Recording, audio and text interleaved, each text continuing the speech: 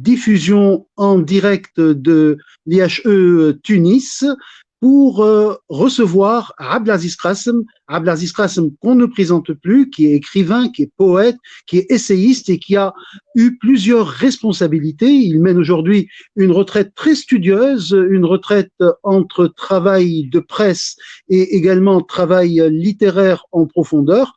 Et nous allons aujourd'hui tenter d'entrer dans cette question, cette vaste question du savoir à travers le prisme de Abdelaziz Qassem, qui, je le souligne, était également directeur de la Bibliothèque nationale de Tunisie et président, directeur général de la radio-télévision tunisienne. Ceci pour ne citer que quelques-unes des hautes responsabilités qu'il a menées dans sa carrière, mais une carrière qui reste tout de même marquée aujourd'hui par toute sa production littéraire et par toute sa production de penseurs.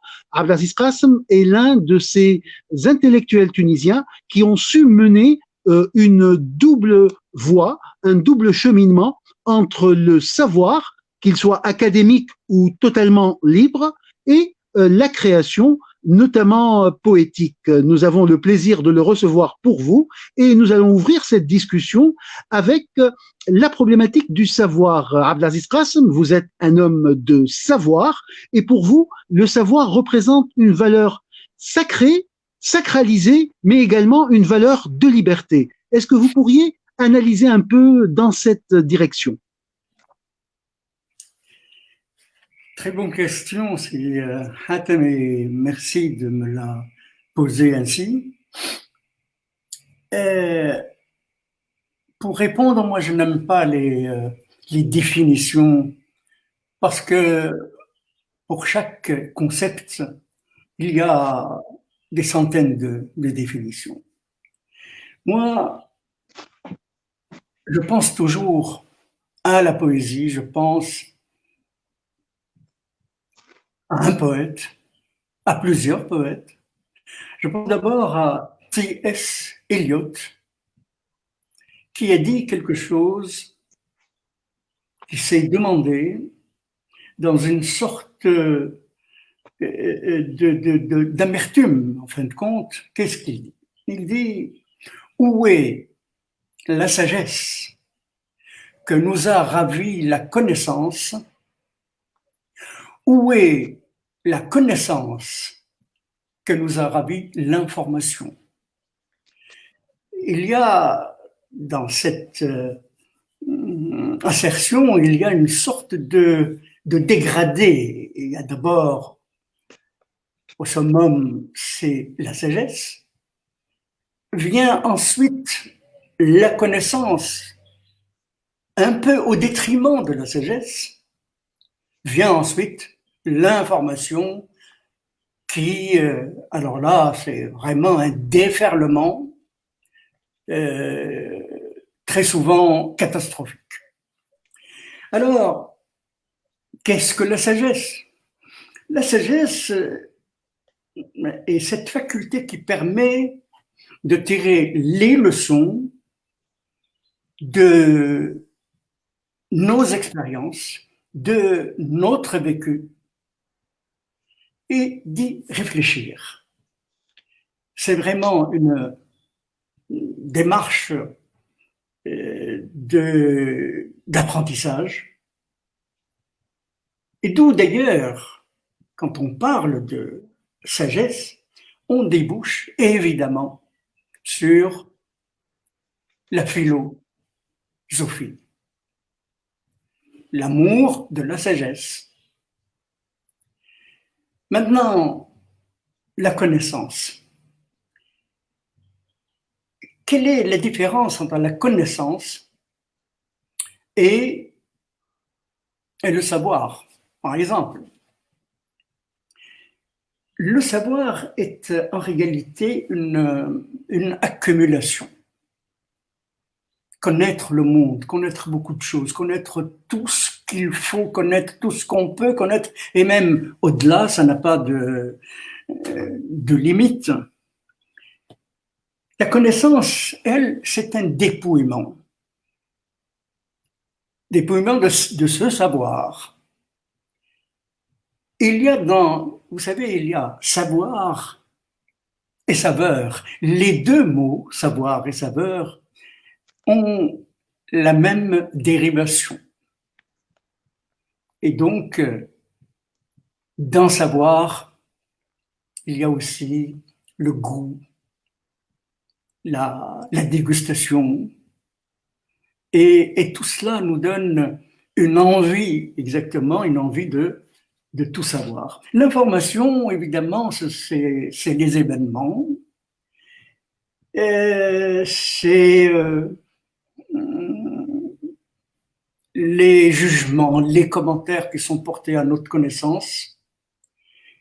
C'est la radio, c'est les médias, c'est la télévision, c'est... Et dans l'information, il y a un déferlement qui n'est pas toujours de bonne compagnie. Il y a beaucoup de mensonges, il y a beaucoup de manipulations. Et donc, moi, j'aimerais toujours faire un retour. C'est-à-dire, à partir de l'information, je reviens à la connaissance pour que la connaissance me renvoie à la sagesse. Voilà à peu près comment je vois un peu les choses. Maintenant, très bien, voilà. Très bien. Maintenant, quand je regarde, et surtout le titre général, sous lequel d'ailleurs nous sommes en train de nous entretenir, vu, vécu, qu'est-ce qu'un vécu? La vie, la vraie vie est toujours à moitié vécue dans le quotidien et à moitié rêvée. Alors là, la question que je me pose, est-ce que notre vie actuelle, notre vie trépidante, notre vie aléatoire, notre vie pleine de soucis, notre vie troublée, est-ce que cette vie-là nous permet de développer nos rêves? Or, moi j'ai lu une fois chez Anatole France quelque chose comme personne ne rêve à toi, donc vous n'existez pas. Et donc, dites-moi, à quoi vous rêvez, je puis vous faire, disons, votre profil, de vous décrire, vous connaître. Or, est-ce que notre jeunesse, par exemple, est-ce qu'elle est en train de rêver? De quel rêve? Et je crois que c'est Baudelaire qui disait que le rêve est le frère de l'action, peut-être vice-versa aussi. Alors, rêver à quoi? Pourquoi? Moi, j'ai beaucoup rêvé, évidemment, tout à fait normal.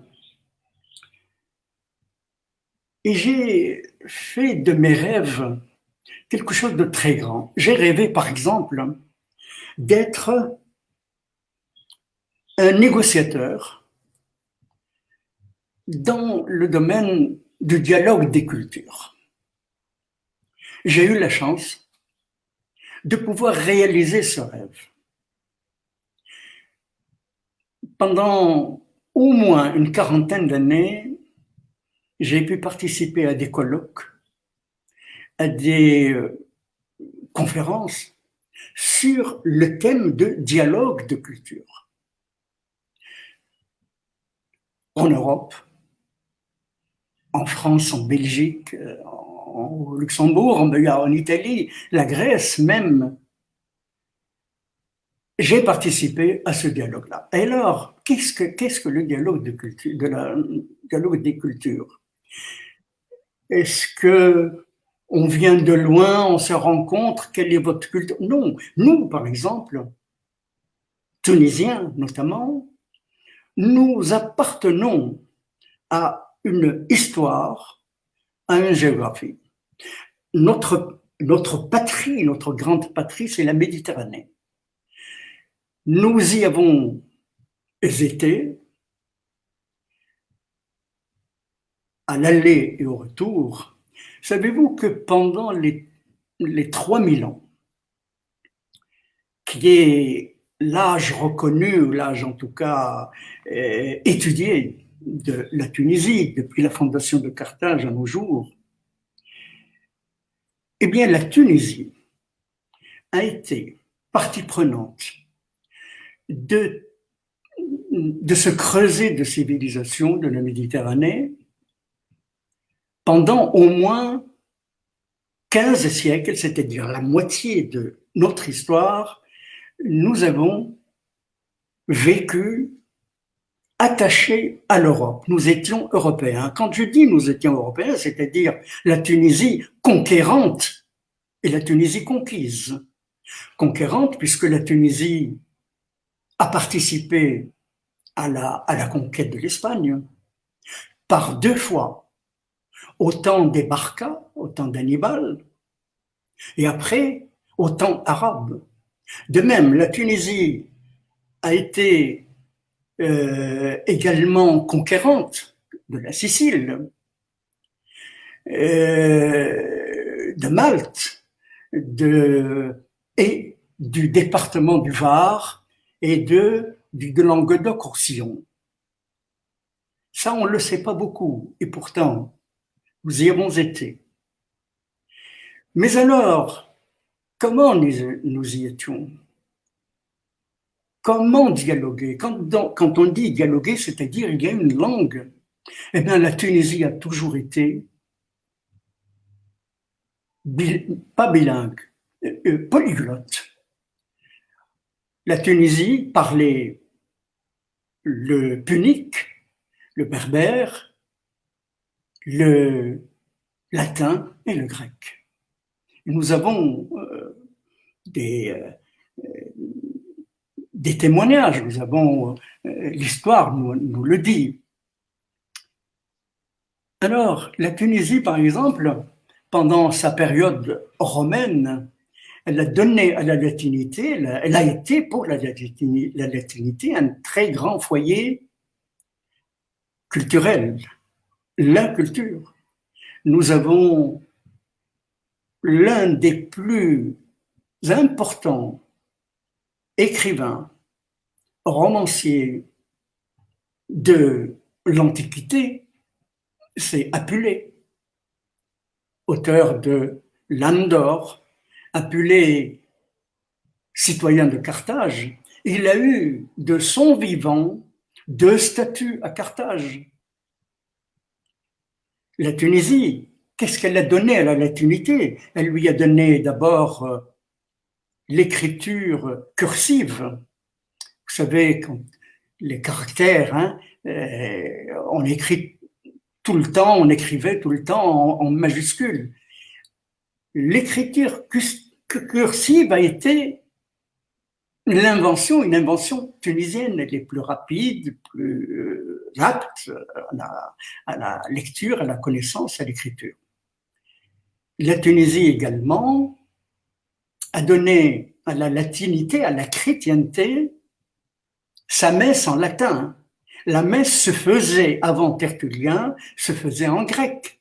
C'est Tertullien, quand je parle, moi, d'Apulée, de Tertullien, ce sont des indigènes. Ce ne sont pas des Romains qui sont venus s'implanter chez nous. Non, c'est le génie tunisien, avant la lettre, évidemment. Alors, pour la période arabe, car nous avons quand même 2 pôles culturels très importants qui constituent notre identité. Nous avons Carthage et puis nous avons Kairouan. Voilà c'est-à-dire l'un sans l'autre, nous sommes rien. Nous sommes carthaginois, kairouanais. L'arabité et notre rapport à l'Europe latine. Pour cette période arabe qui, elle aussi, a connu une très grande éclaircie, je pense, moi, à l'Andalousie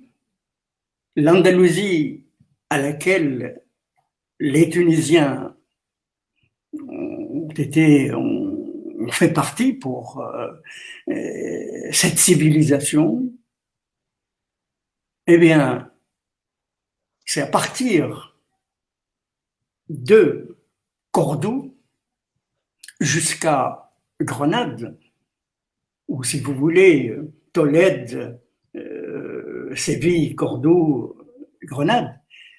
C'est à partir de ces points de repère que des centaines, que à peu près 1500 mots arabes sont allés s'implanter dans les langues romanes, le français, l'italien, beaucoup plus en espagnol et au portugais.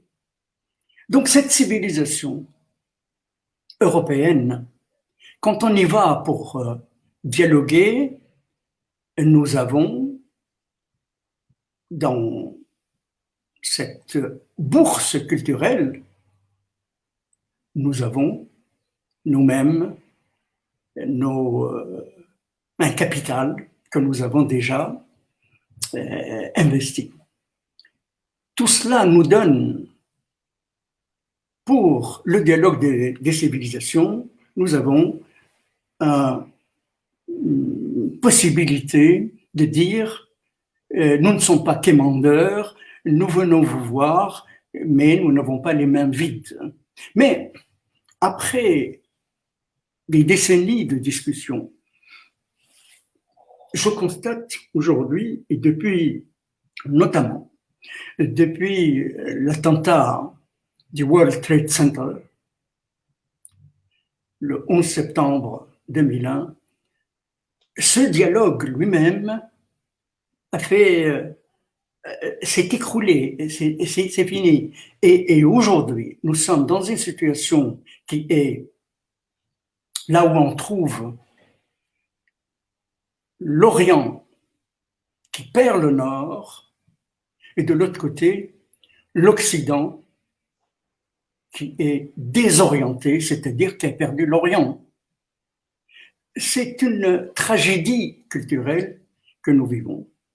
Et aujourd'hui, on s'insulte de part et d'autre, et je ne sais pas comment sera un jour rétabli ce dialogue pour lequel nous avons été nombreux quand même à travailler. Voilà ce qui me chagrine, moi, par exemple, dans ce domaine-là.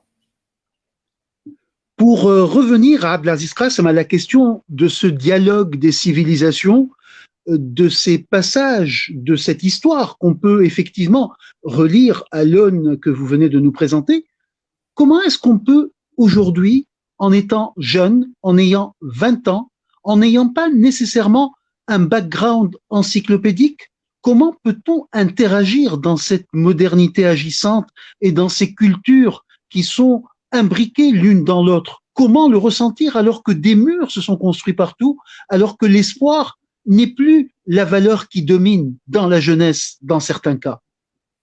Ce qui est dramatique, c'est que nous avons une jeunesse dont le rêve est d'aller s'implanter en Europe et qui ne connaissent rien à l'Europe, à la culture européenne, rien de tout. Alors, comment peut-on aller vivre en France sans avoir connu Voltaire? C'est un drame. Ensuite, et quand je dis Voltaire, évidemment, ce n'est qu'un exemple, ils ne connaissent rien à l'histoire de la Méditerranée qu'ils traversent en la brûlant, qui les engloutit très souvent. On ne peut pas aller chez l'autre en l'ignorant complètement. Tout à l'heure, lorsque j'ai parlé de notre participation au dialogue des cultures, j'ai dit que nous n'y allions pas les mains vides. On leur dit, nous sommes votre vis-à-vis, nous connaissons votre culture, mieux que vous ne connaissiez la nôtre, mais nous sommes là. Ces jeunes, ils y vont et ils créent des problèmes parce que ils n'ont rien avec eux, aucun bagage. Et parfois, ils brûlent même leur passeport et leur carte d'identité. Cela est dramatique. J'ai toujours dit qu'il faut que l'Europe assouplisse son admission de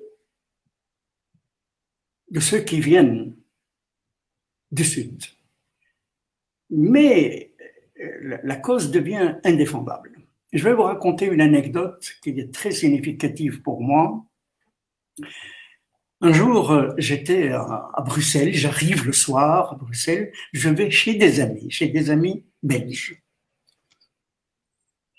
J'étais fatigué, enfin, ils m'ont dit, demain on va à la Bibliothèque royale, c'est-à-dire la Bibliothèque nationale de Bruxelles.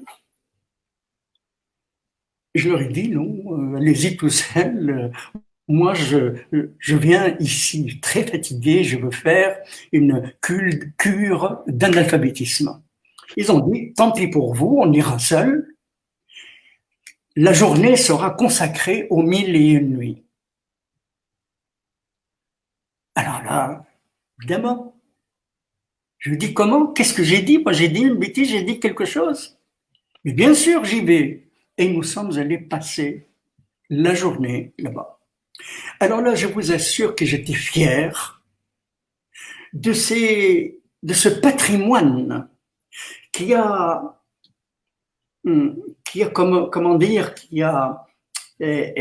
fructifié, qui a ensemencé l'imaginaire européen et occidental finalement.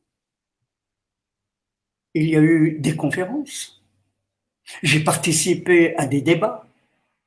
On a parlé de Antoine Galland, le premier traducteur des nuits. L'apport des nuits, qu'est-ce que les nuits de Scheherazade? C'est extraordinaire.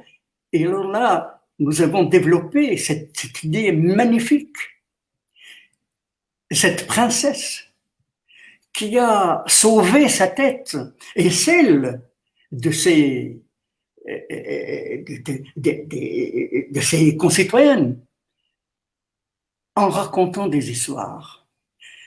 C'est-à-dire qu'elle a infléchi, elle a dompté le monstre par la parole, par le verbe, par les mots.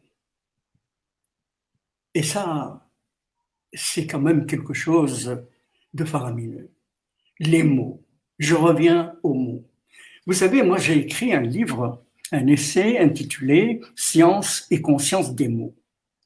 C'est ce livre-là qui m'a valu le prix du rayonnement de l'un des grands prix de l'Académie française, le prix du rayonnement de la littérature et de la langue française. Alors, quel est l'état des mots chez nous? Quand j'entends les platitudes sur nos plateaux ou même sur nos antennes, je me dis, mais nous manquons de mots. L'un des problèmes de l'éducation chez nous, c'est cette séparation entre les sciences dures, les sciences exactes et les sciences humaines. Cette spécialisation à outrance a été catastrophique. Bien sûr, nous avons des ingénieurs, nous avons des médecins, nous avons déjà des cadres très très importants qui remplissent évidemment leur rôle. Mais dès qu'on les sort de leur spécialité, c'est presque des analphabètes dans tous les domaines de la vie autres que leur spécialité. Je suis toujours en admiration avec les ingénieurs et les médecins d'antan qui, dans les salons, vous parlent de Moutanabbi, vous parlent de Marri, vous parlent de Valéry, vous parlent de Baudelaire. C'est vraiment, j'ai beaucoup d'admiration. Jusqu'à aujourd'hui, nous avons dans notre club de Bushra al-Khair, parmi les membres, nous avons de très grands techniciens de l'hydraulique, des ponts-chaussées, et qui ont la bosse littéraire. Aujourd'hui, je vous assure que parfois, je discute avec les nouvelles générations. Ce sont des mécaniciens du corps ou des mécaniciens de la route ou des eaux. Bon, c'est ça. Alors, nous manquons de mots, les mots nous échappent. Et qu'est-ce qu'on fait aujourd'hui? Nous ne sommes même pas capables de dialoguer. Moi, lorsque j'entends à l'ARP quelqu'un qui cite Churchill à la place d'Ibn Khaldoun, j'en ai honte, tout simplement. Al-Adl al-Asas al-Amran attribué à Churchill. J'en suis malade depuis lors. Voilà ce qu'on... Alors, qu'est-ce que je fais? Moi, je dis,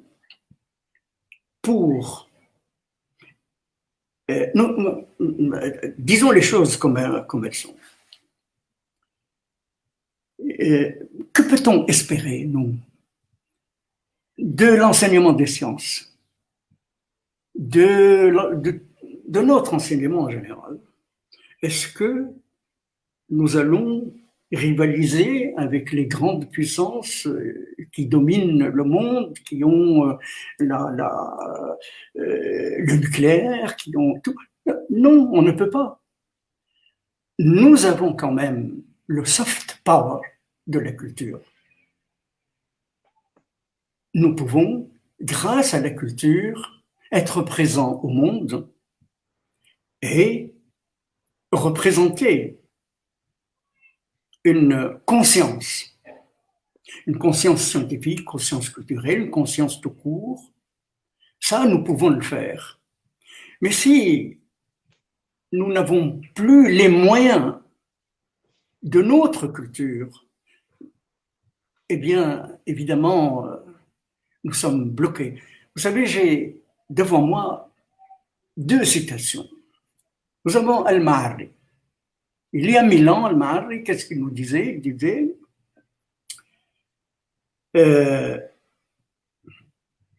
nul mortel n'est passé ici-bas sans que j'aie une bribe de ses annales. Al-Ma'arri se targue de ceci. Je connais toutes les cultures de mon temps. Et voilà sa force.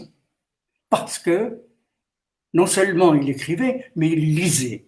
Bon, il lisait une façon de parler. Il a un lecteur, lui, il était aveugle. Mais son lecteur est toujours là, comme pour Taha Hussein. Voilà quelqu'un qui nous invite à connaître le monde, l'histoire, toute l'histoire. Nous avons de l'autre côté Abu Hamid al-Ghazali, l'imam Abu Hamid al-Ghazali. Quelqu'un est venu lui dire que dois-je lire? Quels sont les livres que dois-je lire? Il lui a répondu, eh bien, tu liras le livre que tu lirais si tu n'avais plus que 7 jours à vivre. On voit ce qu'il voulait dire. Pour lui, il y a le Coran. Un point, c'est tout. Toutes les autres écritures, toutes les autres œuvres, ça ne sert à rien. Le Coran, vous suffit. Je respecte le Coran, je lis le Coran, mais le Coran ne m'interdit pas de lire la littérature du monde. Sinon, tout doit s'arrêter. Il n'y aura plus d'art, il n'y aura plus de poésie, il n'y aura plus de théâtre, il n'y a plus. Voilà notre drame. Abdelaziz, Oui. oui, nous vous écoutons, mais simplement pour ouvrir une petite parenthèse, en fait, vous nous renvoyez également à André Gide qui disait « Nathanaël, jette mon livre ». Mais ce que vous posez ici, c'est qu'il y a probablement une crise universelle de la culture générale. Et en plus de ce que vous nous offrez comme référence, peut-être qu'on devrait réfléchir comment y pallier à cette crise. Effectivement.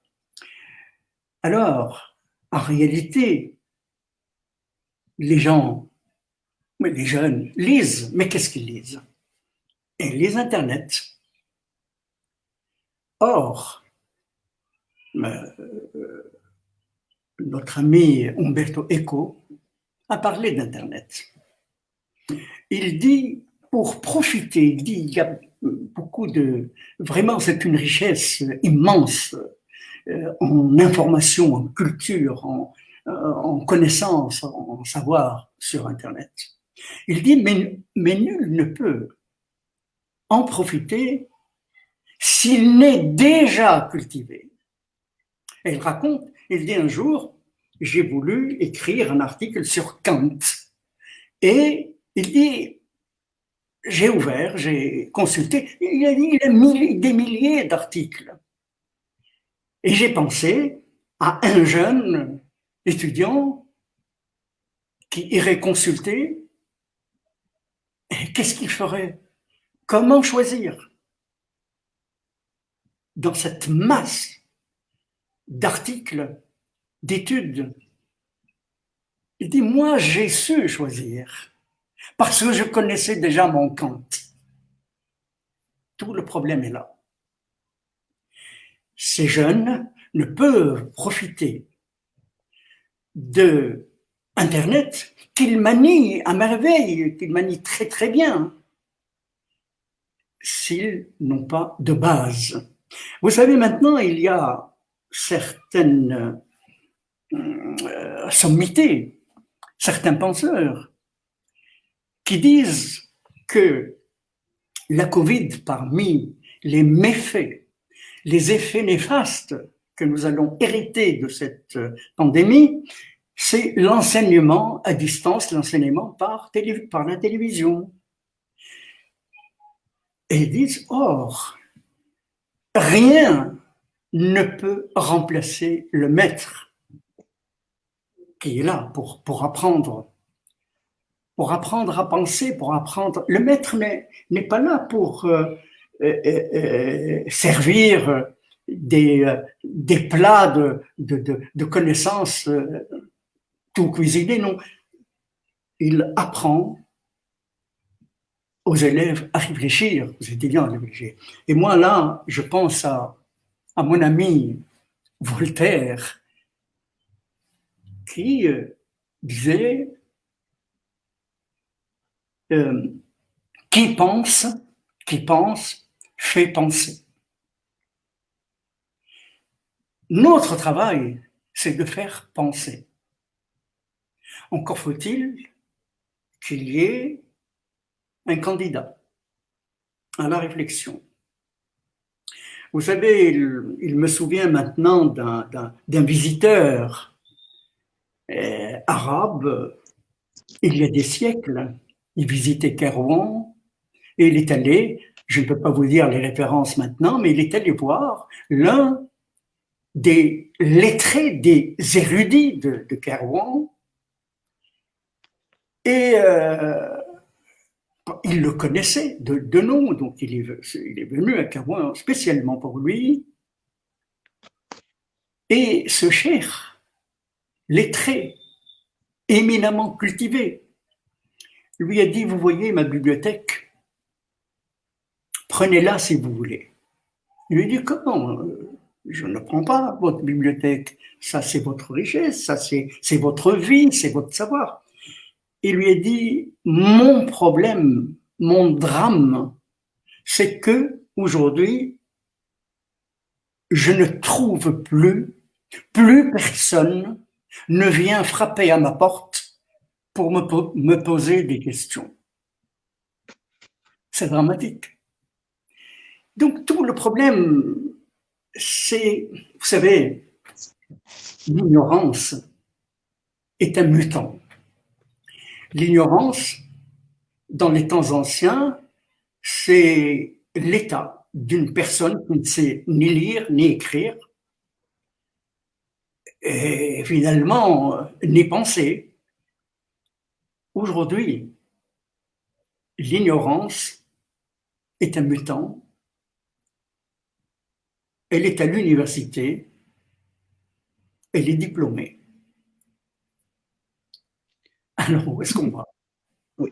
Tout à l'heure, Abdelaziz Qassem, nous avions commencé sur le savoir et nous voici parlant d'ignorance. Mais le savoir, vous nous aviez dit qu'il se déclinait en sagesse, en connaissance. Mais cette connaissance, justement, et vous venez de nous en parler, elle se décline aussi par la connaissance de soi-même et par l'être dans le monde. Donc aujourd'hui, dans les logiques transversales du nouveau siècle, comment est-ce que l'on peut faire pour être soi-même finalement? Soi-même, je veux dire, dans l'intime et également soi-même en étant dans le monde. Vous savez, le drame des intellectuels, notamment chez nous, depuis, je ne dirais pas depuis 10 ans, depuis 10 ans, les choses se sont aggravées, mais avant aussi. Le drame, c'est qu'il y a une marginalisation de l'intellectuel. L'intellectuel a beaucoup de choses à dire aux jeunes, aux moins jeunes. Il n'arrive plus à porter sa voix dans un orchestre fou, un orchestre de fausses notes. Qu'est-ce qu'on peut faire? Rien. On observe, on regarde le monde. Un jour, le général de Gaulle, pendant sa traversée du désert, il parlait de, il dit, le soir, je m'asseyais derrière ma fenêtre. Je regardais les étoiles en pensant à l'insignifiance des choses. Voilà, à l'insignifiance des choses. Nous sommes, pour parler de moi-même, par exemple, j'ai écrit des livres, j'ai participé, j'ai essayé de laisser une trace. J'ai quand même quelques satisfactions lorsque, sur ma page Facebook, je reçois parfois des demandes d'amitié. Je regarde la page du demandeur et quand je vois que le contenu est rétrograde, je n'accepte pas de tel. Mais parfois, j'ai la satisfaction de tomber sur une dame ou un homme qui me disent « Je suis votre étudiant. J'aimerais rétablir le contact avec vous. Je n'oublierai jamais vos leçons. » Alors, et il me rappelle, parce que parfois on se voit, toutes les leçons que je donnais, soit à l'Institut de presse, à l'École normale supérieure, à la faculté de la Manouba, tous les textes, tous les écrits dans le programme, je les j'élargis un petit peu le spectre du débat. Je fais œuvre de culture. Pour moi, tout est prétexte à écrire des textes. Et lorsque ces étudiants m'en parlent, quand ils me disent « vous avez élargi notre horizon », je vous assure que j'en suis flatté. Je me dis, moi, je peux toujours faire ça, je peux toujours. Mais qu'est-ce qu'il disait Lamartine? Il disait, je sens en moi une force qui me permettrait de soulever des montagnes. Aujourd'hui, je ne trouve pas une paille à soulever. Ça, c'est un drame. Hein? Il faut le dire. Moi, il faut dire une chose, que j'étais aussi à bonne école. D'abord, je me suis fabriqué une certaine érudition, une formation à la réflexion, à l'écriture, en subissant les affres du style. C'est déprimant d'écrire parfois, à la Flaubert, par exemple. Mais, et je dirais même quel était mon rêve à moi, puisqu'on revient à la vie à moitié vécue, à moitié rêvée. Mon rêve, quand j'étais jeune, c'est de me consacrer à la poésie. Et seulement à la poésie. Devant moi, quels sont les exemples de poètes devant moi qui ont consacré toute leur vie à la poésie? En arabe, il y a Abou al-Ala al-Ma'ri, et il y a tout près de nous Nizar Qabbani. Il a vécu en poète et écrivain. De l'autre côté, je pense à Valéry, moi, qui a passé toute sa vie à écrire de la poésie. Il n'a pas beaucoup écrit, mais il a beaucoup, beaucoup réfléchi sur la poésie. Eh bien, moi, je voulais être comme eux, me consacrer. Mais évidemment, il faut bien travailler, il faut bien vivre, survivre. Mais j'ai eu à assumer des fonctions, de pénibles fonctions, mais gratifiantes aussi. J'étais au ministère de la Culture, j'ai été un cadre supérieur, j'ai dirigé les maisons de la culture, ce qui m'avait permis à l'époque de visiter toutes les maisons de la culture, les maisons du peuple de toute la Tunisie. J'ai fait la Tunisie.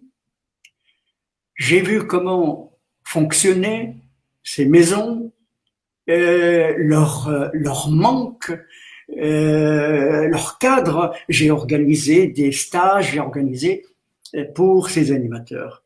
Et j'étais justement heureux de participer à la démocratisation de la culture. Faire venir la culture dans les régions les plus reculées. J'ai eu également aussi la chance d'avoir dirigé l'audiovisuel, la radio, la télévision. Mais en même temps, j'ai eu également à diriger l'écrit. J'ai été à la Bibliothèque nationale, j'ai été le patron de la Bibliothèque nationale, donc j'avais à la fois le livre, la radio et la télévision. C'est une expérience, quand même, j'ai eu cette chance-là. Mais une chance encore plus importante, celle d'avoir côtoyé pendant au moins 3 ans et demi, le président Bourguiba.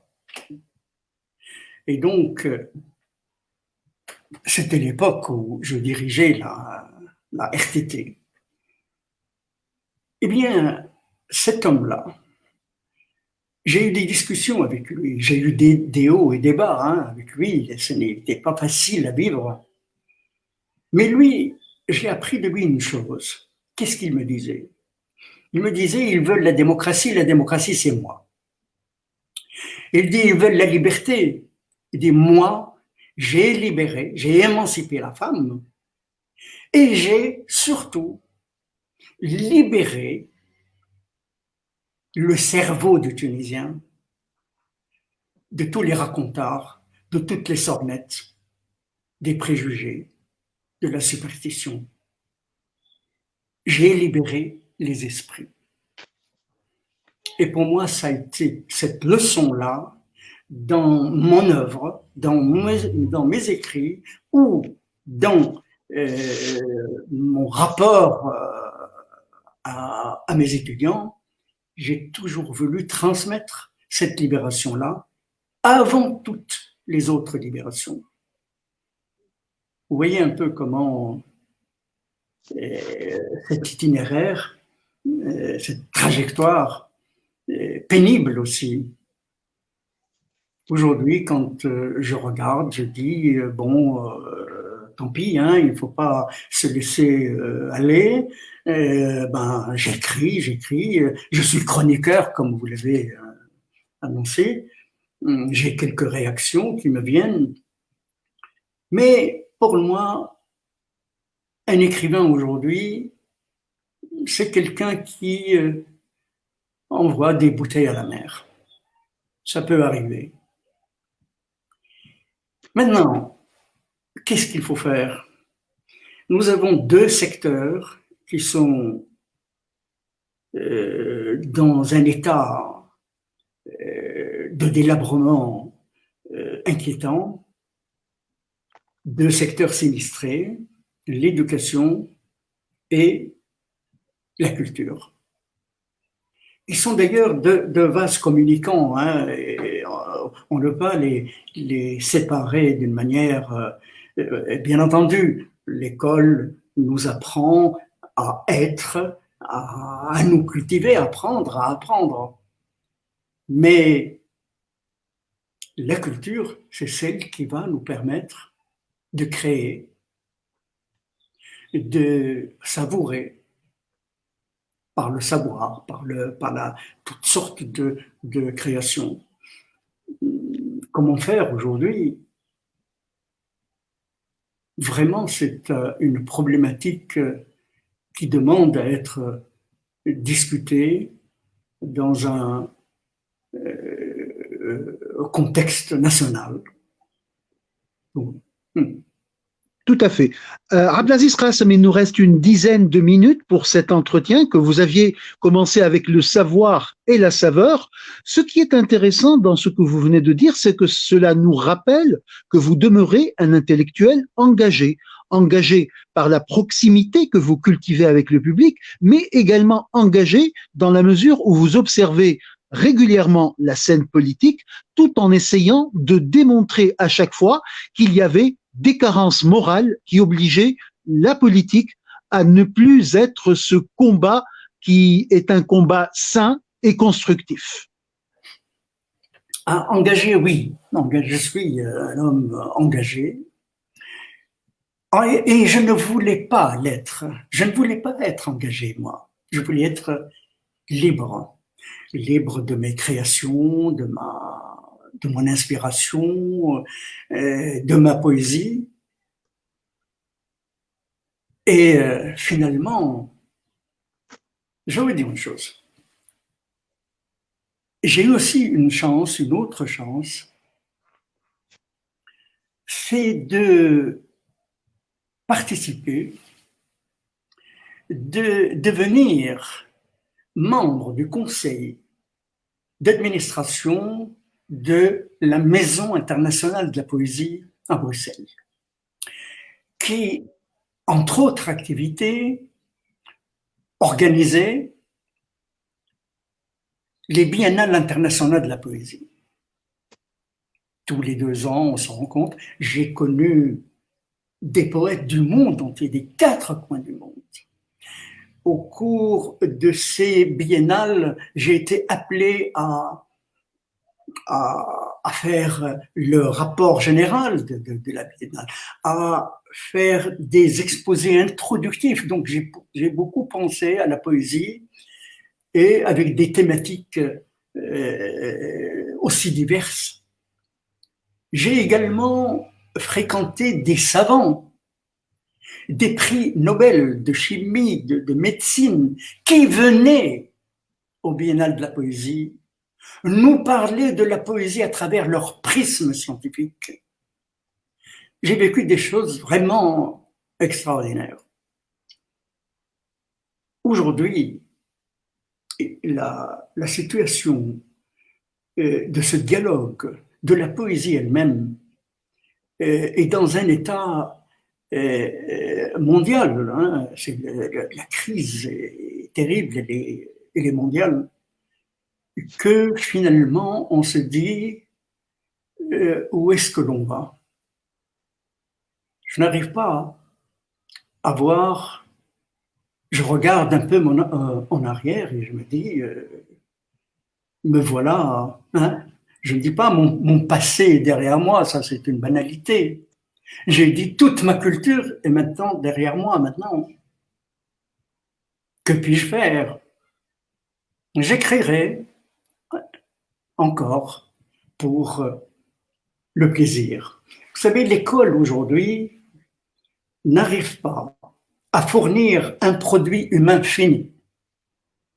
Qu'est-ce qu'on demande à l'école? On demande à l'école une adéquation de l'enseignement avec le marché du travail. Je veux bien, il faut que quand même les diplômés puissent s'intégrer, s'insérer dans le tissu social, dans le monde du travail. Cela va de soi, mais demander à l'éducation de ne faire que ça, c'est quelque chose de terrible, c'est un appauvrissement. C'est tout l'humanisme qui est en train de disparaître. Vous savez, le mot instituteur, c'est-à-dire celui qui institue, ça vient de institution. Là, on lui dit non, il faut être au service du bon patron. Oui, je veux bien, il faut bien travailler. L'école, aujourd'hui, on ne lui demande pas de former des hommes capables de réfléchir. Nous sommes des citoyens, nous devons travailler, mais nous devons également participer à gérer l'imaginaire du pays, à gérer les rêves du pays. Nous sommes tous des préposés à ces choses, même qui peuvent paraître des choses vagues. C'est ça ce que nous attendons de l'école. Pour la culture, évidemment, c'est le parent pauvre d'abord.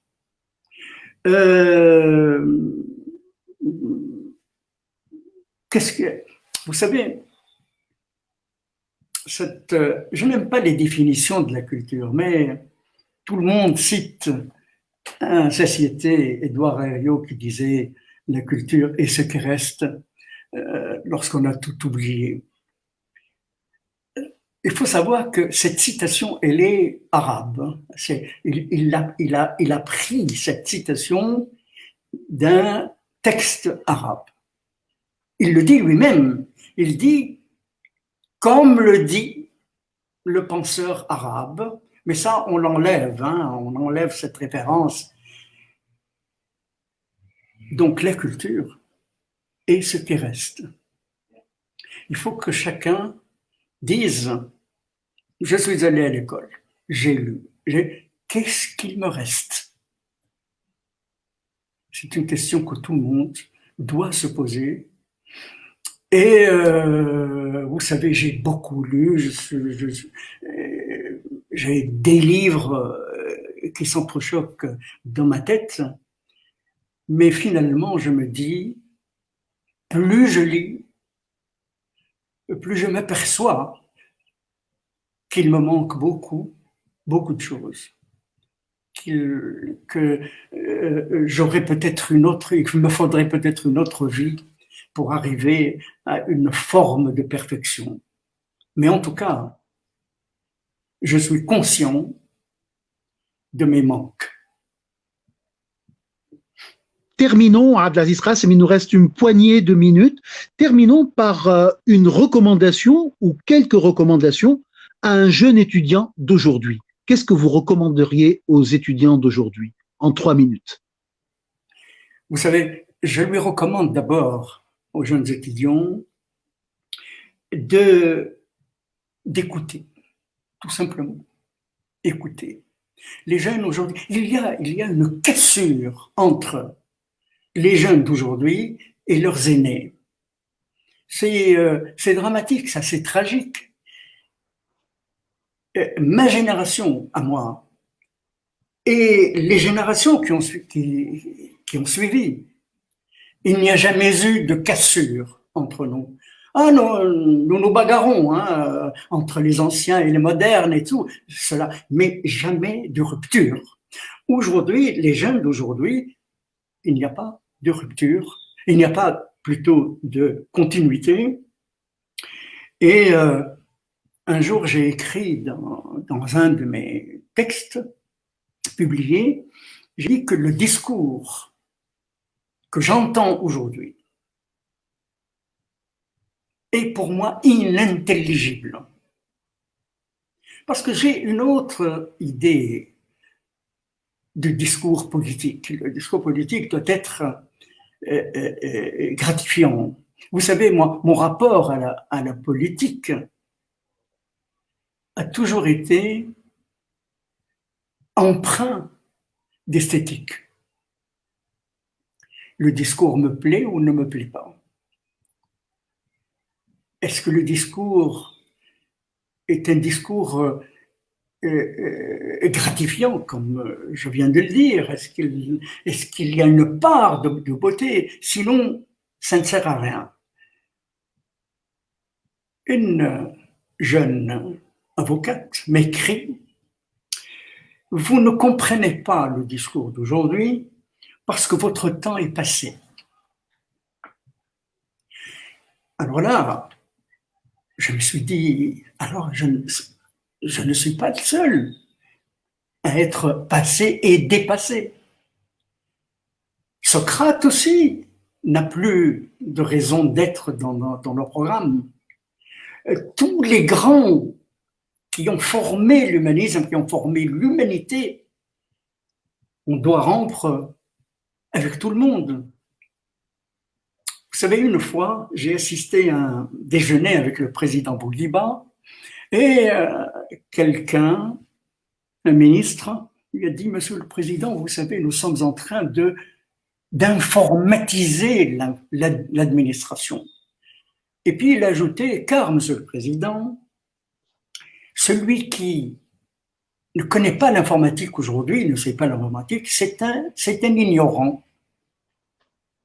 Le président, qui a pris un morceau de pain, il allait le mettre, il a reposé le morceau de pain dans son assiette et lui a dit: oui, par exemple, moi, je suis ignorant, je ne sais pas me servir de l'informatique. Confus, le ministre lui dit: mais non, Monsieur le Président, c'est pas ça ce que je voulais dire. Non, ne vous excusez pas. Je vous dis tout simplement, Socrate n'avait pas d'ordinateur. Et pourtant, il est toujours là. C'est ça l'humanisme. L'humanisme, c'est ça pour moi. Socrate, tout à fait. Socrate est toujours notre contemporain. Tout à fait, Abdelaziz Rassem. Et nous avons écoulé notre heure et je crois que c'est la plus belle manière de terminer sur Socrate. n'ayant pas d'ordinateur et continuant justement à essayer de se connaître lui-même et à cultiver le savoir et à cultiver cette maïeutique. Merci beaucoup à Abdelaziz Qassem au nom de toute l'équipe de l'Institut des hautes études et merci à cette équipe qui a permis ce webinaire en compagnie d'un professeur passionnant, d'un professeur qui travaille dans le transversal et qui nous permet aujourd'hui de réfléchir sur la notion de savoir, de connaissance et de sagesse en les conjuguant avec la saveur et le goût. Merci beaucoup Abdelaziz Qassem. Salut à toutes et à tous. Merci à vous.